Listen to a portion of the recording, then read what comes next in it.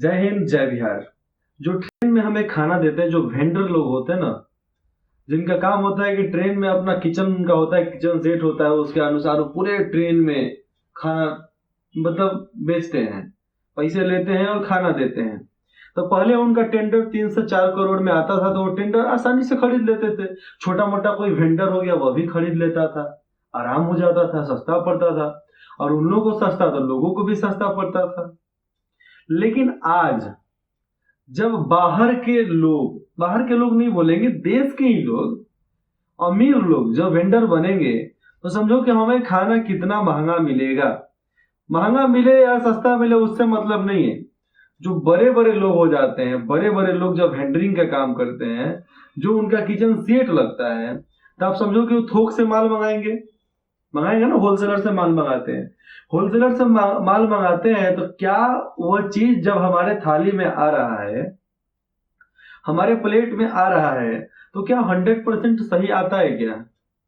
मेरा सवाल बस इतना ही है कि 100% सही आएगा? बासी खाना आना चालू हो जाता है, बाकी वगैरह बहुत सारा प्रॉब्लम सामने आता है, फेस करना पड़ता है। पेपर में ही पढ़ रहे थे, उत्तर रेलवे के 20,000 ट्रेन वेंडर की रोजी रोटी खतरे में। तो किसी को टेंडर मिले उससे मतलब नहीं, लेकिन 20,000 लोगों की रोजी रोटी खत्म हो जाए, इस पे तो भैया मेरा दिमाग खराब होगा ही। चाहे वो हम भाजपा सरकार हो, कांग्रेस सरकार हो, चाहे कोई भी पार्टी, जिसके वजह से 20,000 लोगों को नौकरी छोड़ना पड़े, धिक्कार है ऐसा व्यवस्था पे। हाँ, इसमें आप कर सकते हैं कि जो पुराने लोग हैं वो लोग क्या करेंगे, वही लोग उसमें स्टाफ का काम करेंगे। लेकिन जो मालिक है, मालिक बदल सकते हैं, मालिक बड़े बड़े वेंडर हो सकते हैं, लेकिन छोटे छोटे वेंडर लोग जो किचन सेट का काम करते हैं, किचन का काम करते हैं ट्रेन में, उनका क्या? वो कहाँ जाएंगे? वो नौकरी तो कर नहीं सकते ना भैया। जो मालिक था, मालिक का रहना चाहेगा ना, नौकरी थोड़े करेगा। तो समझिए कि उत्तर में कौन कौन सा राज्य आता है? उत्तर में मध्य प्रदेश, छत्तीसगढ़, ओडिशा, झारखंड, बिहार, उत्तर प्रदेश, दिल्ली तक, ये सब इलाका आता है। फिर से आप सुनो, दिल्ली, उत्तर प्रदेश, बिहार, झारखंड, छत्तीसगढ़, मध्य प्रदेश, महाराष्ट्र का थोड़ा सा इलाका, ओडिशा का थोड़ा सा इलाका, वेस्ट बंगाल का तो नहीं जोड़ेंगे इसमें क्योंकि उत्तर भारत में वो नहीं आता है। तो इतना बड़े इलाके में जितने भी ट्रेन आते हैं, उन सभी ट्रेन के वेंडरों का जो उनका होता था ना लाइसेंस खरीदना, वो बढ़ा दिया गया है। जो 3 से 4 करोड़ में उनका टेंडर पास हो जाता था, वो टेंडर ले लेते थे, आज उसी चीज को 25 करोड़ कर दिया गया है टेंडर का दाम। कितना करोड़ देने के बाद ही आपको टेंडर मिलने वाला है। इसमें कितनी सच्चाई है, कितनी सच्चाई नहीं है, ये तो मुझे उतना 100% नहीं पता, क्योंकि पेपर में आप उतना ही पढ़ सकते हो जितना आपको बताया जाएगा, उससे ज्यादा आप नहीं जान सकते, नहीं पता कर सकते। तो पेपर की ही बात चल रही है। कौन अखबार पढ़ रहे थे? दैनिक भास्कर। तो दैनिक भास्कर में ये था कि उत्तर रेलवे के 20,000 ट्रेन वेंडरों की रोजी रोटी खतरे में। तो वेंडर में वही आ जाएंगे जिनका काम है खाना बनाना, खाना लोगों के पास सप्लाई करना, उसके अलावा तो कुछ नहीं। इन लोगों को दिक्कत है। तो ट्रेन में जो भी खाना खाते हैं, उन लोगों को सोचना पड़ेगा कि अब क्या खाएंगे, कैसे खाएंगे। ऐसे खाना तो मिलेगा, ऐसा बात नहीं है खाना नहीं मिलेगा। वंदे भारत एक्सप्रेसवे जो चल रहा है, एक्सप्रेस चल रहा है, उसमें भी खाना तो मिल ही रहा है। हाँ, कभी कभी कंप्लेन आ जाता है कि बासी खाना है, खराब खाना है, घटिया खाना है, तो उसकी बात अलग हो जाती है। कभी कभी गलतियां हो जाती है। हम भी एक शादी में खाने गए थे, तो वहां पे तिलक था, ऐसे रिलेटिव का ही था।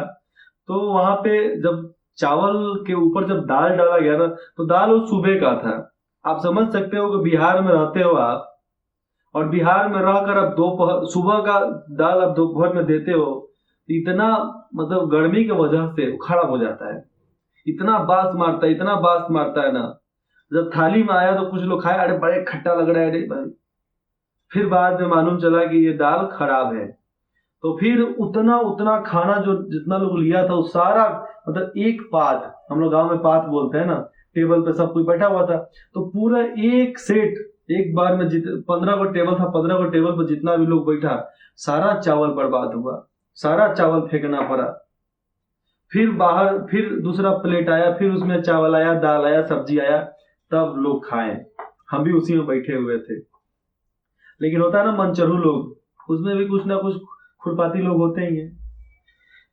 तो हमारा है कि मैं इतना ही बोलना चाहता हूं कि जितने भी उत्तर रेलवे चल रहे हैं, वंदे भारत की क्या जरूरत है हमारे पास?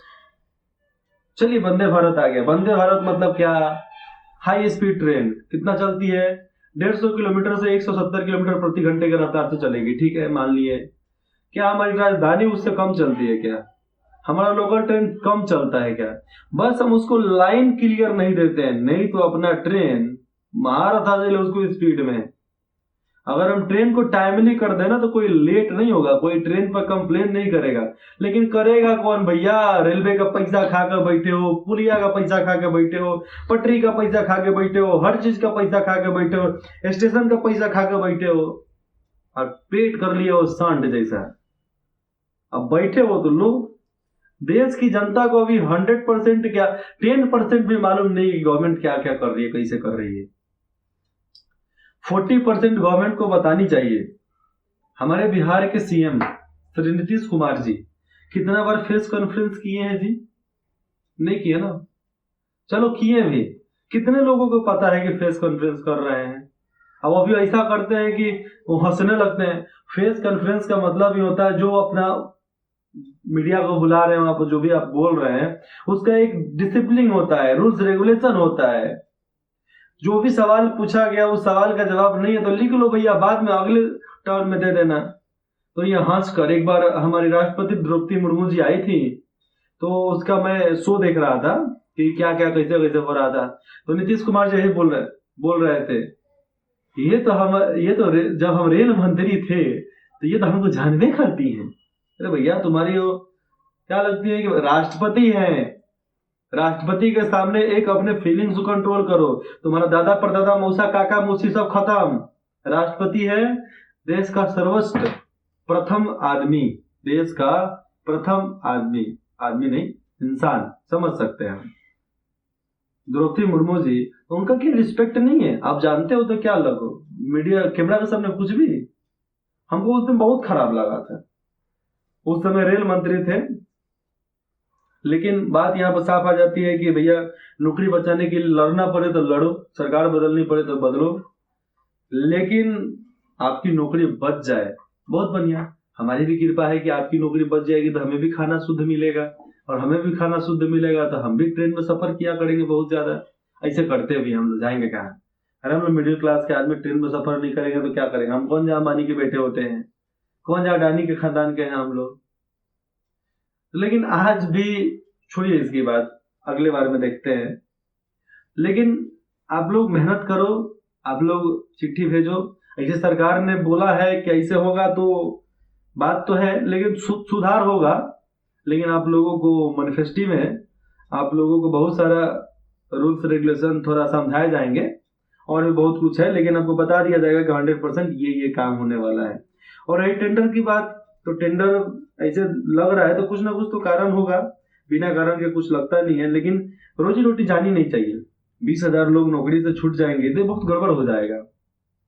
हमारी कोशिश रहेगी कि हम इतना आवाज उठा सकते हैं कि नौकरी बचे, वही लोग नौकरी करे वहां पे, वही लोगों को सर्विस करने का मौका दिया जाए।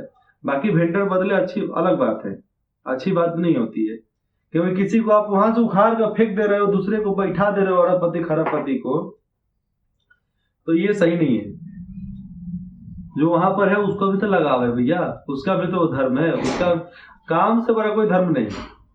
तो जो वहां पर वेंडर का ठेका लिया है उसका भी तो वो धर्म है, उसका भी तो पूजनीय जगह है, उसका भी तो आस्था वहां पर है, उसका दिल है वहां पे। हम उस चीज को कैसे उखाड़ कर फेंक सकते हैं? समझ रहे हो ना आप? तो ध्यान रखना कि सरकार के गलत फैसले के खिलाफ आप आवाज उठाओ। सही फैसला लेती है तो ठीक है, आपको गलत लगता है तो, आपके पेट पर लात पड़ता है तो, ऐसा नहीं कि सरकार कुछ भी कर देवे आप उसका विरोधे करो। सरकार कभी भी बिना सोचे समझे कुछ नहीं करती है। कोई भी सरकार बिना सोचे समझे कुछ नहीं करती है, इतना समझो आप।